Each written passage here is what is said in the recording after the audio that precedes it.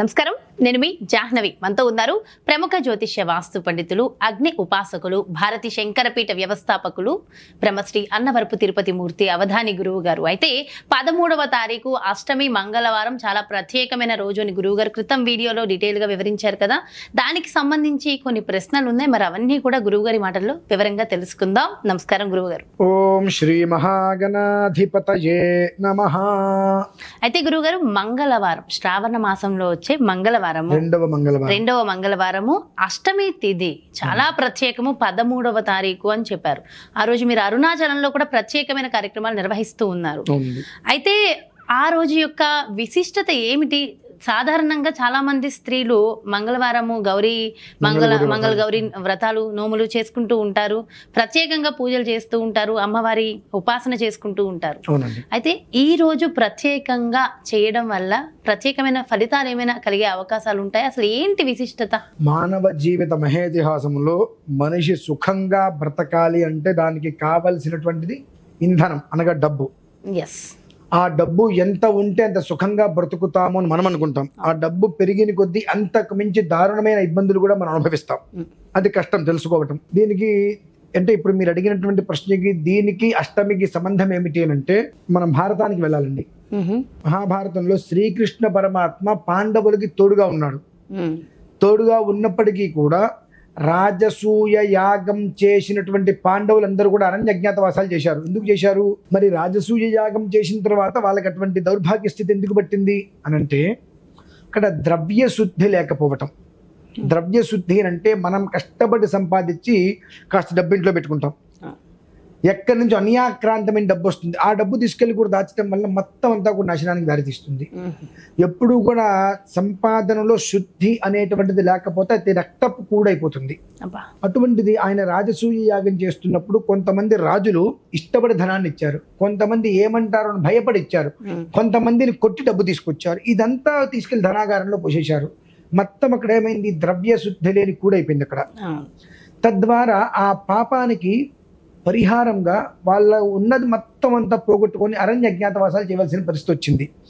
ఆ అరణ్య అజ్ఞాతవాసాలు చేసేటువంటి పరిస్థితులలో అమ్మవారిని స్తుతించారు వాళ్ళు. మా అరణ్యవాసం అంటే మేము చేసేసాము, అజ్ఞాతవాసం అనేటువంటిది మేము బయటపడితే మళ్ళీ అరణ్య అజ్ఞాతవాసాలు చేయవలసి వస్తుంది, కాబట్టి మేము బయటపడకుండా అంటే మేము ఫలానా అనేటువంటి విధానం బయటికి తెలియకుండా మా విధానాన్ని మమ్మల్ని పూర్తిగా కూడా మా ధర్మాన్ని మేము రక్షించుకునే విధంగా మమ్మల్ని కాపాడుతలేని అమ్మవారిని స్తుతించారు. ఆ స్తుతించినటువంటి మూల విధానంలో అజ్ఞాతవాసం వాళ్ళు బయటపడలేదు. తర్వాత వాళ్ళ రాజ్యం వారికి చక్కగా వచ్చేసింది. అంటే శ్రీకృష్ణ పరమాత్మ అంతటి వాడు తోడున్నప్పటికీ కూడా వాళ్ళు చేసినటువంటి దోషానికి శిక్ష అనుభవింపక తప్పలేదు. అటువంటి వాటి నుంచి పూర్తిగా బయటికి తీసుకొచ్చేటువంటి విధానం ఆ మంగళవారం అష్టమికి ఉందమ్మా, శ్రావణ మాసంలో. అందువల్లనే అంత విడిగా దాని గురించి నేను అంత ఖచ్చితంగా ఎందుకు చెబుతున్నాను అంటే, ప్రతి ఒక్క మనిషి ఇంట్లో ఆ శ్రావణ మంగళవారం రోజు నాడు చేసుకోవాల్సిన వ్రతం పూర్తి చేసుకున్న తర్వాత 1-1.5 అంగుళంలో అమ్మవారి విగ్రహాన్ని పెట్టుకొని, అంటే ఏ అమ్మవారు? లక్ష్మీ అమ్మవారు.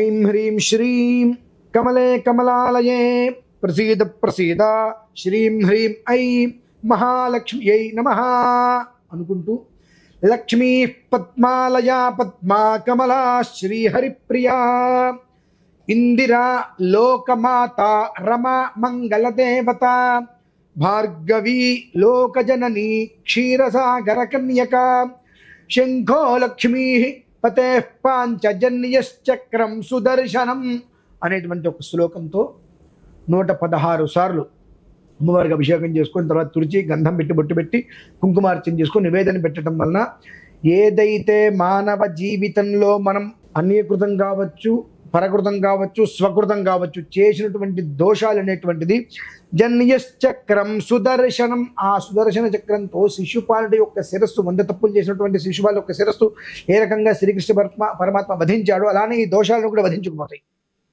తర్వాత జీవితం అనేటువంటిది చక్కటి జీవితం అనుసరమైన మార్గానికి వెళ్తున్నది.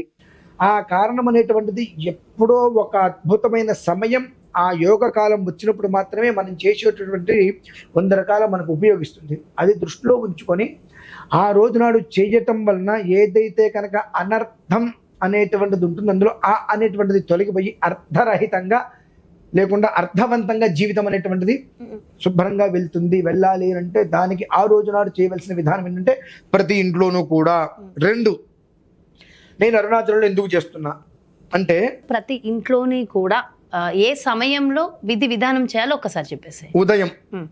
ఉదయం అంటే శ్రావణ మంగళవారం గౌరీ వ్రతం నోము చేసుకుంటారు కాబట్టి నోము అనంతరం నోము అవ్వంగా ఇది ఒక 20 నిమిషాలు పడుతుంది చేసుకోవడం. ఒకవేళ ఏదైనా కారణరీత్యా ఉదయం కుదరలేదు సాయంత్రం ఖచ్చితంగా చేసుకోవడం శ్రేయదాయకం ప్రతి గృహమునందు కూడా. ఇది ఇలాగే నేనెందుకు అరుణాచలంలో చేస్తున్నాను అంటే అరుణాచలం అనేటువంటిది మనోశ్మశానం, కాశీ మహాశ్మశానం. కాశీకి 100 మంది చనిపోవాలి అని వెళ్తే ఒకళ్ళు కూడా యోగం లభ్యం కాదు. కానీ అరుణాచలం అనేటువంటిది ఆ క్షేత్రాన్ని తలుచుకుంటేనే కర్మలన్నీ కూడా నిర్వీర్యమైపోతాయి. మనస్సుని ప్రశాంతత చేసేటువంటిది అరుణాచల క్షేత్రం.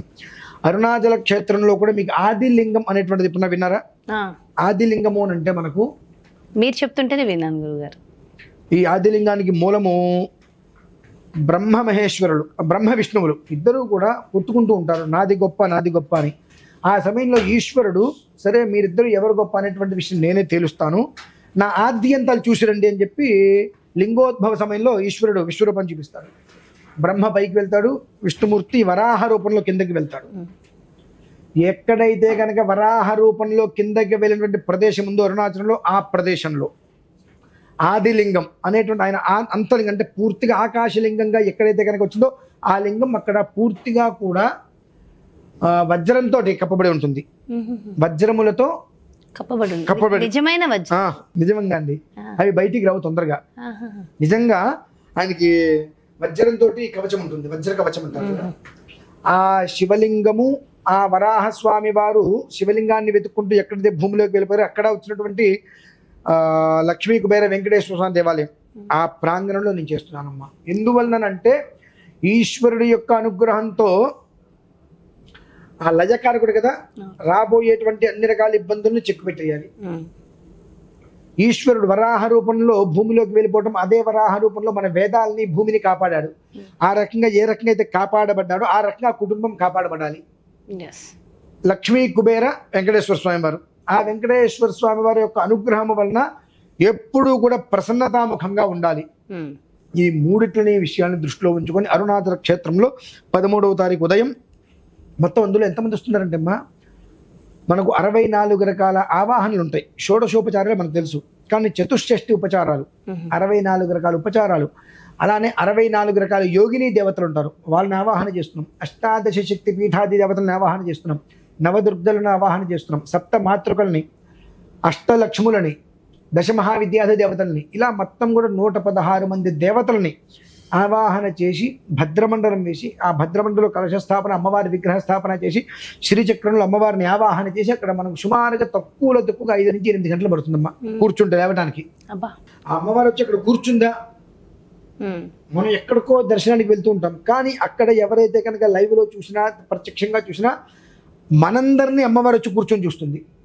అంత విశేషమైనటువంటి పుణ్య సమయం, పర్వదినం. ఆ రోజు నాడు ప్రతి ఒక్క మనిషి తన జీవితంలో మంచి స్థితికి వెళ్ళాలి అనుకొని ఎన్నో రకాలైనటువంటి ఆలోచనలు చేస్తూ తపన పడుతూ యాతన పడుతూ ప్రయత్నాలు చేస్తూ ఆ ప్రయత్నాలు ఫలించక కింద మీద పడుతుండేటువంటి ప్రతి ఒక్క వ్యక్తికి కూడా సుసంపన్నమైన జీవితం కావాలన్న ఉద్దేశంతో ఇది ఆ రోజు నేను చేయడం జరిగిందమ్మా. ఇది 2 విధానాలు వస్తుంది.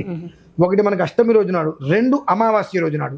ఈ 2 రోజులు కూడా చాలా విశేషం. ఈ 2 రోజులు చేసేటువంటి వాళ్ళ జీవితం వెనక్కి తిరిగి చూసుకోవాల్సిన అవసరం లేకుండా అద్భుతమైన యోగానికి ఇస్తుందమ్మా. కుదిరితే 2 రోజులు చేయొచ్చు, లేదా ఏదో ఒక రోజైనా మనం 2 రోజులు చేసి తీరవలసిందే. పూర్వ భాగం ఉత్తర భాగం. ఒకవేళ ఈ ఇన్ఫర్మేషన్ ఎవరికైనా లేట్ గా వెళ్ళిన వాళ్ళు మరి ఓన్లీ అమావాస్యకే మేము చేసుకోగలం అంటే ఇప్పుడు అవకాశం లేదు, అమావాస్య నాడు రావచ్చు. అంటే అమావాస్య రోజు నాడు చేసేటువంటిది దీనికి మించి 1000 రెట్లు ఎక్కువ ఉంటుందమ్మా.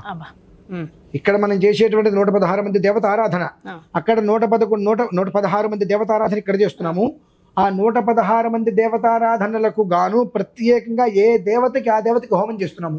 అది కూడా ఒక సుప్రసిద్ధమైన క్షేత్రంలో. అది కూడా నాకు తెలిసి ఈశ్వర అనుగ్రహం ఉంటే ఆ రోజు నాడు మనకు సోమవారం అయింది, సోమవతి అమావాస్య, సోమనాథ క్షేత్రంలో. సోమనాథ క్షేత్రం, సౌరాష్ట్రం. అక్కడ ఓకే. ఈశ్వర అనుగ్రహం లభ్యమైంది. నిజంగా అదృష్టం అది చూసిన వాళ్ళకి, చేసుకునే అంటే మీకు మీ ద్వారా చూసి చేసుకోగలిగిన మాలాంటి వాళ్ళకి ఇది నిజంగా అదృష్టం, యోగప్రదం గురువు గారు.